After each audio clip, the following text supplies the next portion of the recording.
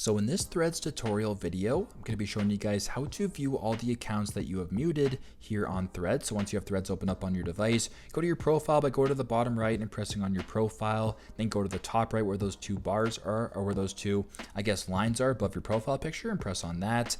Then press on privacy. Then once you're here where it says muted, press on muted. Now for me, it actually says you haven't muted anyone, but let's just say, for example, you muted an account. So if I muted Netflix, for example, I'm just going to go ahead here and mute Netflix. I'm now going to go to my profile, do the exact same thing that I just did. I'm going to go to the top right, go to where it says privacy, press on muted, and there you go. It now shows that Netflix US is muted. If you want to unmute it, simply just press on unmute, and there you go. I have now muted nobody, but that is pretty much how to view all the accounts that you have muted on Threads. I hope this video helps.